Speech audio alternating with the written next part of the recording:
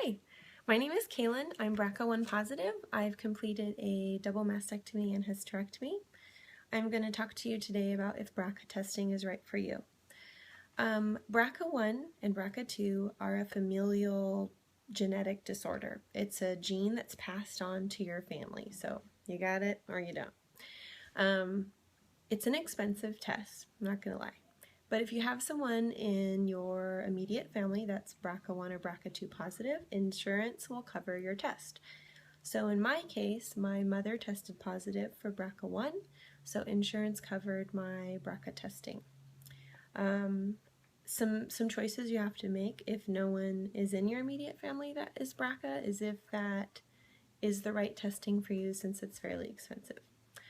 Peace of mind is priceless, right? And knowledge is power. So it gives you the alternative to be proactive versus reactive. There is a lot of family history in my father's side and my mother's side. On my father's side, it looked more like breast cancer, and on my mother's side, more like ovarian cancer. So I kind of had it coming from both sides. So it was really important for me to figure out my next steps and my genetic makeup. If someone in your immediate family is BRCA1, there's a 1 in 2 chance that you or your children or whoever's passing on that gene would also have BRCA. So like my children, I have a daughter and a son. They both, male and female, have a 1 in 2 chance of getting that gene from me. Sorry guys. But we have great technology, and it's a simple blood test and they would know immediately. With my family history, I was on a very strict testing for ovarian and breast cancer. Finding a good OBGYN to schedule those out for you is really important. If you choose that the BRCA test is not right for you, I still would encourage you to do regular testing, cancer screenings from if you have cancer in your family. So if you don't choose to do BRCA, that's up to you. I would encourage you to do it.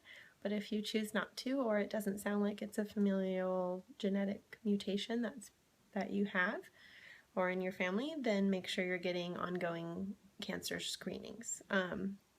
It's kind of hard to see. Oops, helps if I show you the right side. These are a list of testing that I had scheduled, and my OBGYN was so great that I actually had a test every 3 months in multiple things. So breast exam, mammograms, breast MRI, mastectomies, clinical pelvic exam, CA-125, which is the blood test, transvaginal ultrasounds, oral contraceptives is actually a preventative measure. And there's more, I'm sure, but that's what my doctor had me on a rotation. So before I tested positive and before I knew my mother was BRCA positive and could get BRCA testing covered by insurance, those are the screenings that I did on an ongoing basis. So there is BRCA1 and BRCA2. I tested for BRCA1, and just because you have BRCA1 or BRCA2 does not mean you're only at risk for breast or ovarian cancer. Those are just the main cancers that you can get.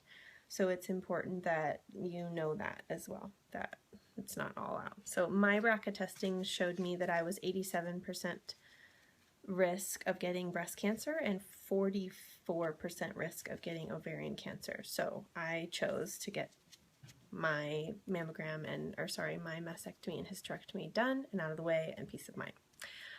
The other thing that you should know, if you have any kind of cancer, whether you're tested or not tested, you increase your risk of 20% of getting another cancer. So say I chose not to have a mastectomy and I got breast cancer.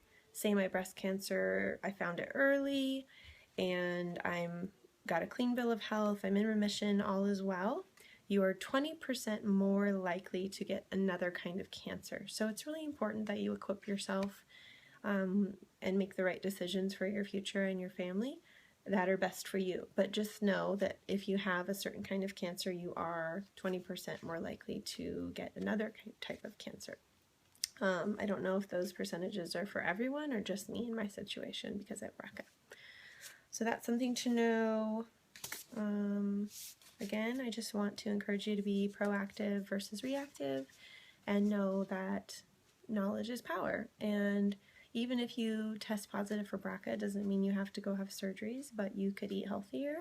You could be really adamant about getting more screenings more regularly to make sure that you're safe and you catch things early. Early detection is really important.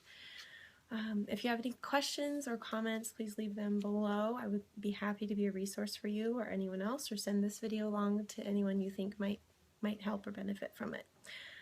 This is my second video in my BRCA journey. I'm going to be talking about scarring, planning for surgery, recovery time, family planning, things like that. So I think that's it. Have a great day. Subscribe, comment below if you have any specific questions. I have a list of videos I would like to make to kind of help slow roll some information without being overwhelming, and introduce some scarring products and lists of doctors and things like that. So if there's something specific that you would like to know about, let me know and put it in the comments, and I can, if it's not on my list of videos to make, I can add that as well. Have a great day, stay strong, and just know that you deserve to know what's going on in your body and to be proactive and keep yourself safe. Thanks.